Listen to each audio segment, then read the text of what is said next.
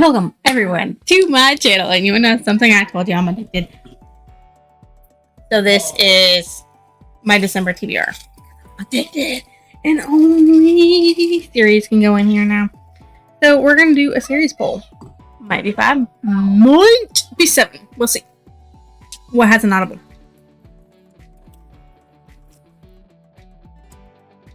First one I'll poll, The Vampire Lestat by Anne Rice. I watched a movie. It was okay. First draw for December is Vampire Lestat by Anne Rice. It is the Vampire Chronicles. Okay. Lestat, the vampire hero of Anne Rice's enthralling novel, is a creature of the darkest and richest imagination. Once an aristocrat in the heady days of pre-revolutionary France, now a rector in the demonic, shimmering 1980s. He rushes through the centuries in search of others like him, seeking answers to the mystery of his eternal, terrifying existence. He is a memorizing story, passionate, complex, and thrilling. This will be a lot better than the other one, because the other one's just complaining about the fact that stuff is boring. I didn't really like reading The Interview with the Vampire, but I love the movie, because the movie is more. And I haven't seen the TV series for Vampire Lestat. I mean, not the Vampire, but for The Interview with the Vampire, but that's okay. I don't need to. So, The Vampire Lestat, I watched this one, and I actually really enjoyed it. It's so much better, because it's just, I don't know, it's got romance in it, too. So, it's just better. So, for The Vampire Lestat, I might have to get that. That is a little weird, but okay. So, 550 pages, and it says The Vampire Chronicles will continue, and Prince Lestat. Unfortunately, I don't own Prince Lestat. I own the next, well, not the next one in the series. But I own the Queen of the Damned. So, I may have to buy Prince Lestat. We'll see. We'll see. So green was our first one. We only have green, pink, and purple in here, so there'll be a lot of that shit going on. Okay. So The Dawn of Yang Chin by FC Yi. Okay, well, you know, this is all about series, so yay, series. All of it's literally around here. Be right back. Now, the reason why The Dawn of Yang Qing is in here for series is because it's part of the series, The Chronicles of the Avatar. But it's also its own beginning of its own, and it's the Yang Qin. So The Dawn of Yang Qin is a duology for the Yang Qin Avatar, but it's also part of the Chronicles of the Avatar. So there we go. That's why it's in here. This is an excerpt from the story. The wall of scales before her began to move in opposing directions. The phoenix eels were uncoiling to depart. Yang Qin could barely think straight, let alone remember why she had come. Her ragged mind leaped between every plea, every prayer. Wait, she cried. The children of the Sawang. They're not punishment enough. The spirits came to a stop and shrieked. What you want is a truer humiliation, isn't it? Yang Qin said, let the children sleep to death, and their parents' grief will burn out in a lifetime. There are other better ways to exact a toll, a lasting toll.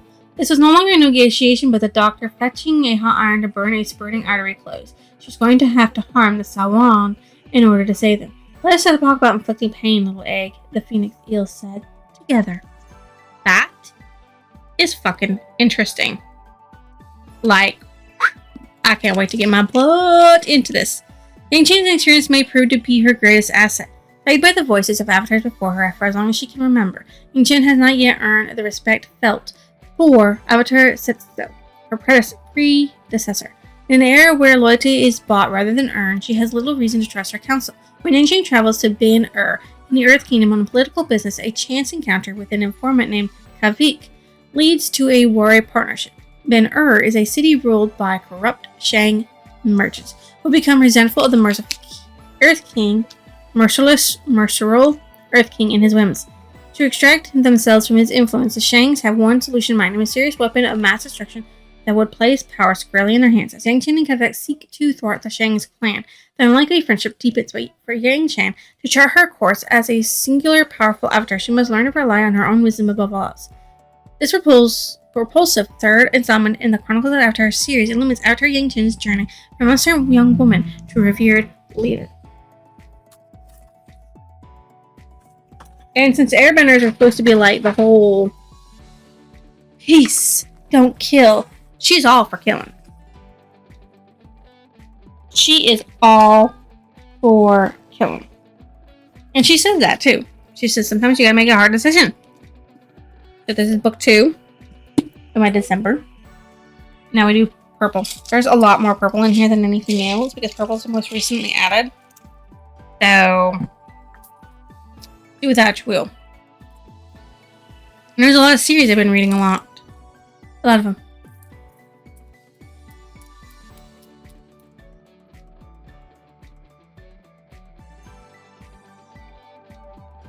Put it in there. So yeah, it's just the way it is, okay? So there we go. I Did Live by Kay Hooper.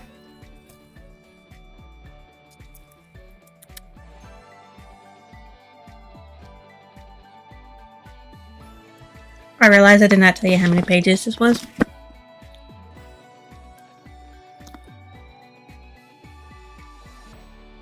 $324. That's how many pages that is. A Deadly Web is a Bishop Files novel.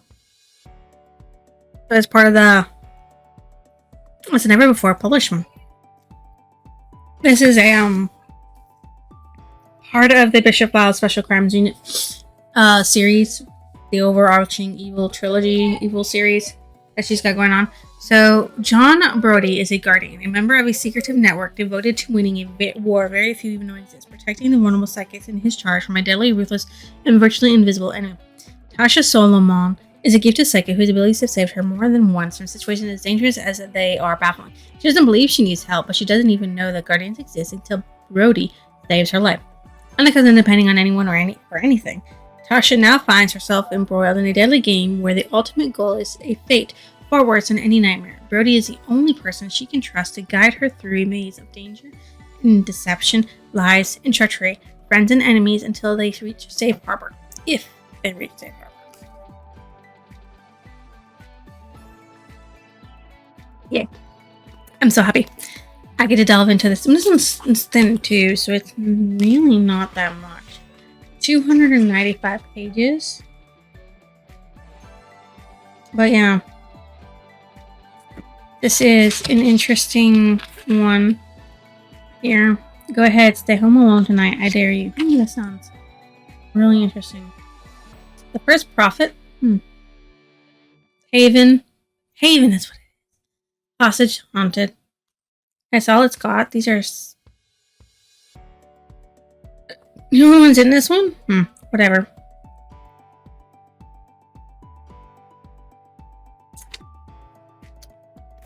How many pages did I say it was? 280, 290, 295. So there you go. A good one. Oh, now you can barely see me, so we're gonna do that because now you can barely see me. That's not gonna work because that's just terrible. I'm late to streaming, so don't worry about it. So that's my third one. And if you're wondering, well, I should have orange in here. No. Well, no. No. No. Okay, we're gonna go back to green. We're at 3 books, so green.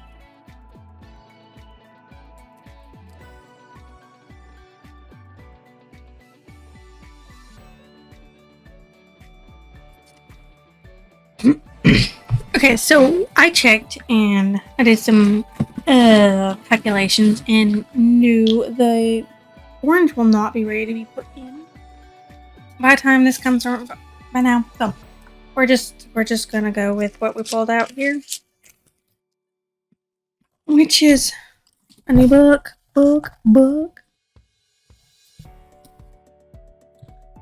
Rapture by Jacqueline Frank of the Shadow Dwellers.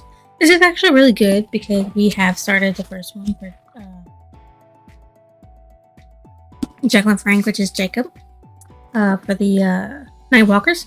So, the Shadow Dwellers live in a realm of darkness and sensuality, where order is prized and sin must be punished. For Magnus, the head priest of Sanctuary, salvation rests with the one woman who can entice him to break every rule. She was the ultimate temptation. Magnus is a bondman of contradictions, a spiritual leader in a warrior's body. To him, laws are for enforcing and visions must be followed, even if that means freeing a beautiful slave and making her his reluctant handmaid. Betrayed once before, Magnus can barely bring himself to trust another woman. Yet, Daenerys' fiery innocence is drawing them both into a reckless inferno of desire. Daenerys grew up hearing tales of a fearsome priest who seemed more myth than reality. But Magnus is very real in every inch of him, and so is the treachery surrounding them. Beneath Sanctuary's calm service, an enemy is scheming to unleash havoc on the Shadow Dwellers unless Magnus trusts in a union ordained by fate and sealed by unending bliss. I'm glad they give you vocabularies. Daenerys. I mispronounced that, but good to know that there's a pronunciation thingy in there. Oh, right, I forgot to tell you the pages. I'm a little frazzled because I had to record this after a fact because my whatchamacallit? Power went out. Yeah, so that was really terrible. 394. I mean, it flickered. My lights went out, came back on. My computer flunked off and had to be restarted. So that was a sucky business all around.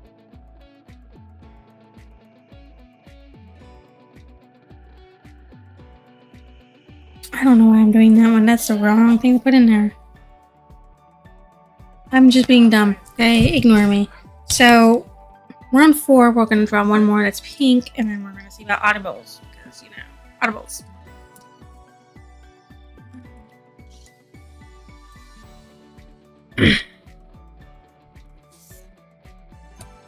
Be right back. The Wicked Kingdom by Holly Black.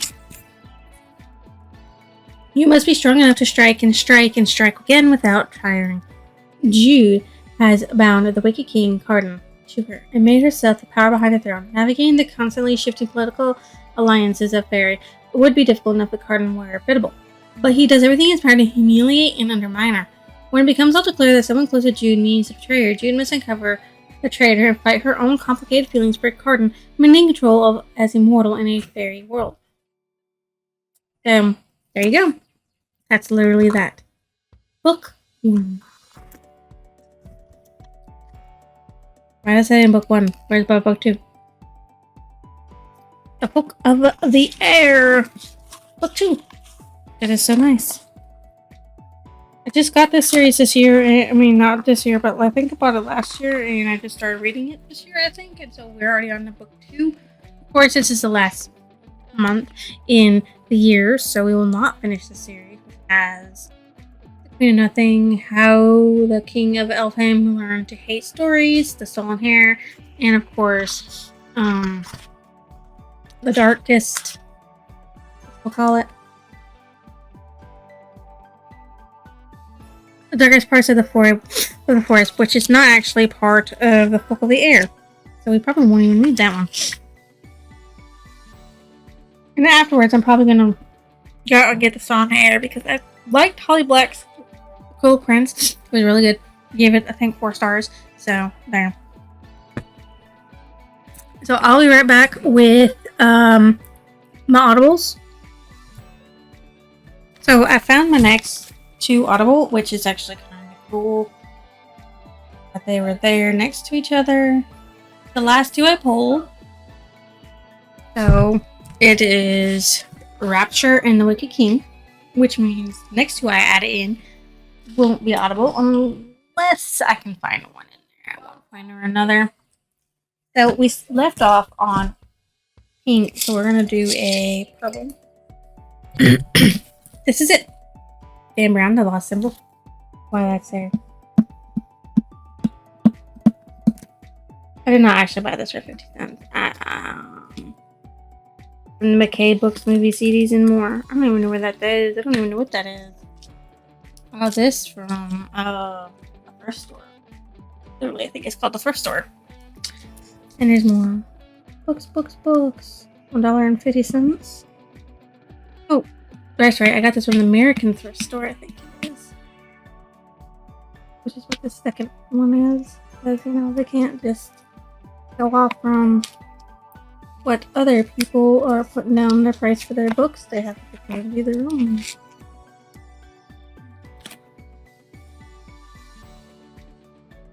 Which kind of sucks in my opinion, but hey, it is what it is. At least that came off nice and easy. So, there is literally nothing on the back for me to read. Oh, that's all it is. And it's just plain. Anything special about it. So, let's read it. What is lost will be found. In the stunning follow of the global phenomenon, the Da Vinci Code, Dan Brown demonstrates once again the why he is the world's most popular thriller writer. The Lost Symbol is a masterstroke of storytelling, a deadly race through a real-world labyrinth of code, secrets, and unseen truth, all under the watchful eye of Brown's most terrifying villain to date, set within the hidden chambers, tunnels, and temples of Washington, D.C. The Lost Symbol accelerates through a startling landscape toward an unthinkable finale. As the story opens, Harvard symbologist Robert Langdon is summoned unexpectedly to deliver an evening lecture in the U.S. Capitol building. Within minutes of his arrival, however, the night takes a bizarre turn. A disturbing object artificially encoded with 5 symbols discovered in the Capitol building. Langdon recognized the object as an ancient invitation, one meant to usher its recipient into a long-lost world of esoteric wisdom. When Langdon's beloved mentor, Peter Solomon, a prominent Mason and philanthropist, is brutally kidnapped, Langdon realizes his only hope of saving Peter is to accept this mystical invitation and follow wherever it leads. Langdon is instantly plunged into a clandestine world of Masonic secrets, hidden history, and never-before-seen locations, all of which seem to be dragging him toward a single inconceivable truth. As the world discovered in the Da Vinci Code and Angels and Demons, Dan Brown's novels are brilliant tapestries of veiled histories, arcane symbols, and enigmatic codes. In this new novel, he again challenges readers with an intelligent, lightning-paced story that offers surprises at every turn. The Lost Symbol is exactly what Brown's fans have been waiting for. His most thrilling novel yet. So, there you go, The Lost Symbol. Which is 1, 2, 3, 4, 5, 6. Number 6. Number 6. Okay, so that means we get to go back to green.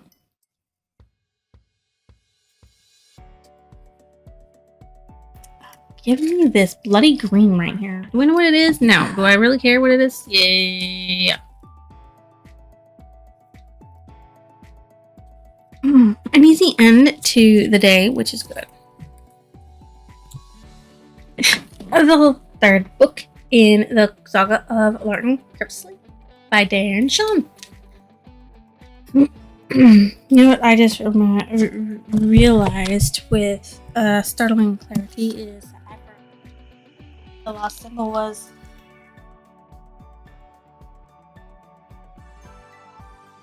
$509, by the way. Something. It's 509 pages to that one. So the saga of Larton Cripsley, Darren Shawn, Palace of the Damned. The epic saga of the vampire Larton Cripsley continues. Lost in the Arctic wastes, carrying a baby, Larton faces the darkest time he's ever known, as well as the terrible possibility of hope. As Larton experiences heaven and hell and tries to save the soul of a child, the question is, can he ever save his own? So, this is the third, one of the last ones.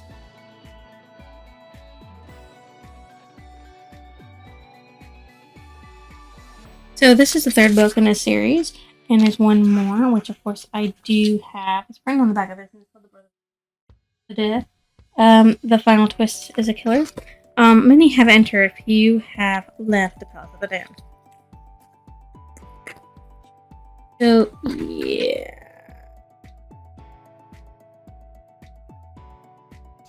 That's what that is.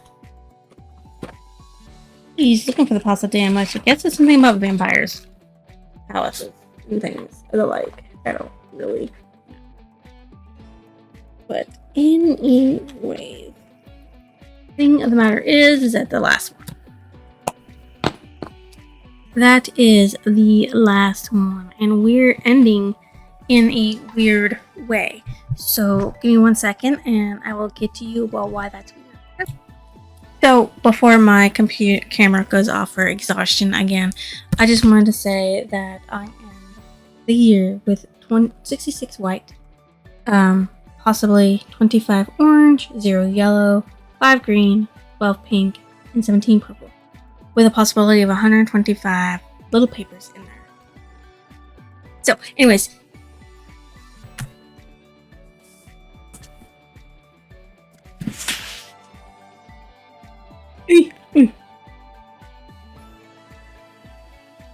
This is my December reads, all sequels to series. So, if you think those are like, I'm going to read a lovely subscription, drop it down below. I will see you next illusion.